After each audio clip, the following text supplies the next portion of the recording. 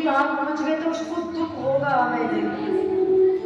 अरे उसको पाने में जो सुख नहीं है उसकी याद में रोने में वो सुख है।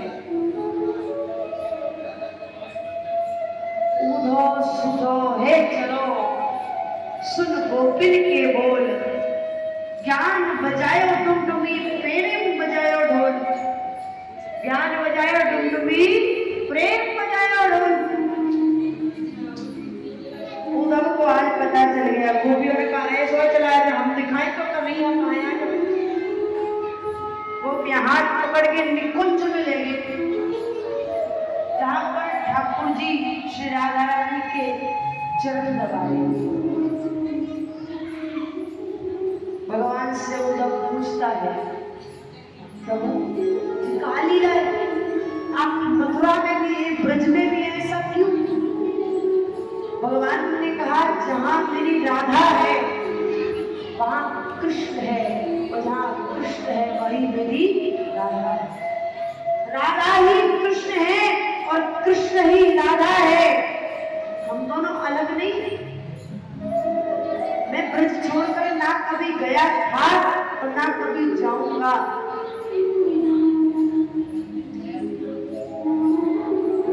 वो तो मुझे लीला करने के लिए जाना।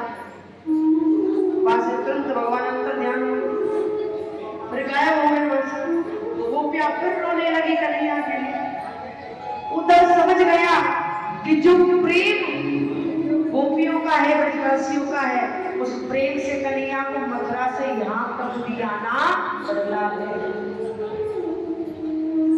उद्धव जब मथुरा पहुंचे, मथुरा में कन्हैया ने बड़ो स्वागत करो। उद्धव कहकर गया था 1 या 2 घंटे में लौट के आ जाए, पर उद्धव ब्रज से आए 6 महीने के भीतर लौट। कितने महीने? 6 महीने। भगवान ने कहा आओ स्वागत है तुम्हारा। उद्धव ने कही करुणा निधि, कृपा निधि, दया निधि, ये नाम आपने अपने आप धर लिए या किसी ने रखे? बोले क्यों? आपको ब्रजवासियों पर थोड़ी भी दया नहीं आती? अरे आप एक बार तो उनसे मिलने भी नहीं जा सकते। भगवान ने कहा नहीं। क्यों? क्योंकि मेरे दुश्मन इतने हैं कि अगर किसी को पता चल गया कि ब्रज मेरी कमजोरी है तो वो बार बार ब्रज के ऊपर आक्रमण करेंगे और वही मैं नहीं चाहता। जितना मुझसे प्रेम करने वाले हैं उतने ही मेरे दुश्मन भी हैं, कमी नहीं है दुश्मनों की। दूसरा उद्धव ने कहा आप नहीं जा सकते, ब्रजवासियों को यहाँ बुला लो। बोले यहाँ नहीं बुला सकता। क्यों? मथुरा में लोग मुझे भगवान मानते हैं लेकिन ब्रज में कोई मुझे भगवान नहीं मानते।